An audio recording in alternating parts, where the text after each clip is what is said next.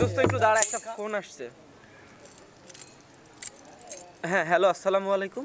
আপনি কি বাঁধন বলছিলেন? না আমি বাঁধন না, আমি আসিফ। মেডিকেল চিফ বললেন যে বাঁধনের নাম্বার। ও হ্যাঁ হ্যাঁ, আমিই বাঁধন। বলেন আপনাকে কিভাবে সাহায্য করতে পারি? বাবা দেখো আমার স্ত্রী অ্যাক্সিডেন্ট হয়েছে। Accident?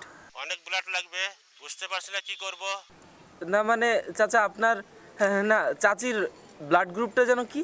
AB negative. AB negative? আচ্ছা ঠিক আছে চাচা, আপনি চিন্তা করিয়েন না, আমরা দেখছি। আচ্ছা ঠিক আছে, আসসালামু আলাইকুম। দোস্ত দোস্ত সর্বনাশ হয়ে গেছে।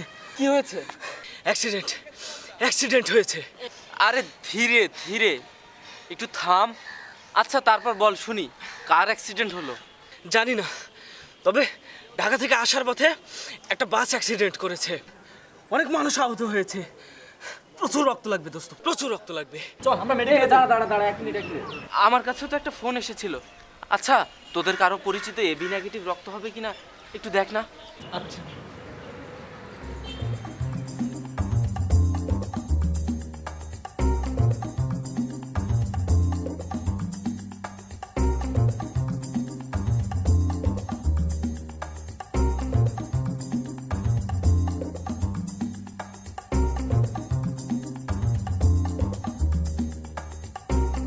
হ্যাঁ বাবু, এই তো আর একটু দাঁড়াও প্লিজ। তুমি সবসময় এমন করো। আমি একটা মেয়ে কতক্ষণ দাঁড়িয়ে থাকবো? হ্যাঁ এই তো আমি চলে আসছি। ওই তো পেয়েছি, মিরাজ, ওর রক্তের গ্রুপ হচ্ছে এবি নেগেটিভ। এই তো এই মিরাজ ভাই, এক মিনিট দাঁড়া, একটু কথা আছে। দেখো একজন ভদ্রমহিলা কিছুক্ষণ আগে রোড অ্যাক্সিডেন্ট করেছে, ওনার এক ব্যাগ রক্তের খুব প্রয়োজন। তুমি কি যেতে পারবা? ভাই আমি তো এখন যেতে পারছি না, পরে যাই। এখন না গেলে ওনাকে বাঁচানো তো যাবে না। ভাই একটু বোঝার চেষ্টা করেন, আমার গার্লফ্রেন্ড দাঁড়িয়ে আছে, আর আমি যদি এখন না যাই সে চলে যাবে। আরে গার্লফ্রেন্ডকে তো পরে বোঝানো যাবে, কিন্তু ওই মহিলাকে তো পরে বাঁচানো যাবে না। একটু ভেবে দেখো, উনি তো তোমার মাও হতে পারতো। তুমি কি? ওকে দেখছি, একটু দাঁড়ান। হ্যালো সুমনা, আমি তো এখন যেতে পারছি না। কেন? একজন ভদ্র মহিলা অ্যাক্সিডেন্ট করেছে, তার ব্লাডের প্রয়োজন, আমাকে এখনই রাজশাহী মেডিকেলে যেতে হচ্ছে। তোমাকে কেন যেতে হবে? একটু বোঝার চেষ্টা করো। তুমি একাই আছো? এটা এবি নেগেটিভ ব্লাড, এটা সহজে পাওয়া যায় না। খুব সমাজসেবক হয়ে গেছো। ওই মহিলা যদি তোমার কেউ হতো, তুমি পারতে এভাবে কথা বলতে?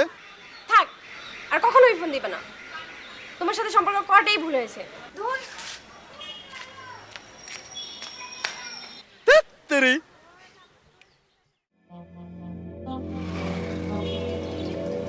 ভাই আমি মনে হয় তোমার খুব বড় ক্ষতি করে ফেললাম, তাই না? না রে ভাই, ওই মহিলা তো আপনারও কেউ না, তাহলে আপনি এত কেন করছেন? আরে আমরা তো বাঁধন কর্মী। আর আমরা?